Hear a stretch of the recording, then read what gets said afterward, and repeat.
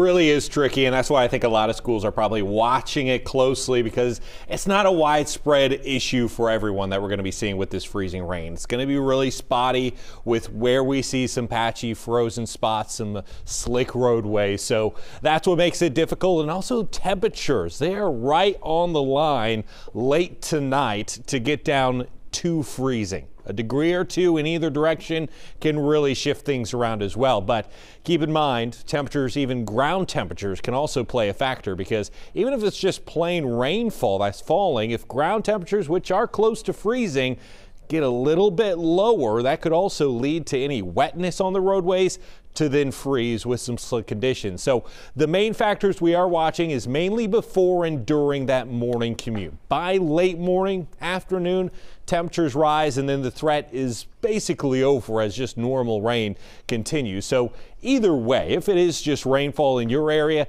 you need to be cautious anyways. We oftentimes still see wrecks, even with just wet conditions. Now we're adding some patchy, slick conditions as a bit of freezing rain is possible. Very light rain currently moving through our area right now. That's not a concern yet, although it is starting to put some wetness down onto those roadways as we head into the overnight. But a lot more rain and cold air going to be coming in through the overnight hours, and that's why that wind chill, or rather winter weather advisory, is in effect starting tonight and lasting through about noon on Tuesday. Basically everyone around the 275 loop into the north and east included in that advisory through the overnight and tomorrow. So looking at Futurecast, we go into tomorrow. That rain begins 3-4 o'clock. We could see a little bit of transition over to some freezing rain in there. Model's not showing a lot. Not that we're expecting a ton, but again, those temperatures going to be critical as we go through that early morning commute.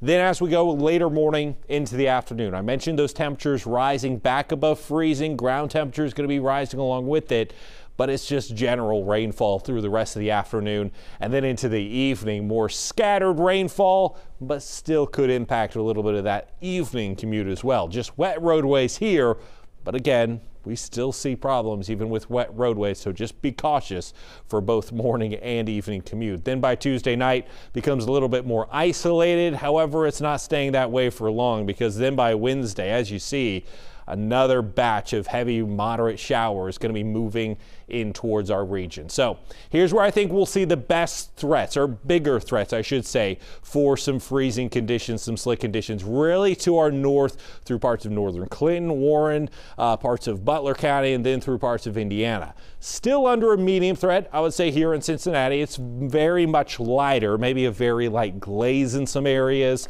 just very much on the spotty side around the metro areas out to Highland, southeast Indiana. The further south you go, though, into northern Kentucky, south central Ohio, I think those threats really going to be diminishing through the overnight. So temperatures right now, not as cold. We're still in the upper 30s across much of our region, but as we get into those early morning hours, 4 or 5 o'clock, we could see those temperatures right near that freezing line, which is where we're going to be seeing those issues. So that's what we're watching for tomorrow. Highs in the afternoon, only upper 30s, but by Wednesday into Thursday, temperatures keep climbing further. So lower 50s there on Wednesday, upper 50s for Thursday. We'll keep the mild trend going into Friday, but a system this weekend could change things around with temperatures just dropping a little bit more.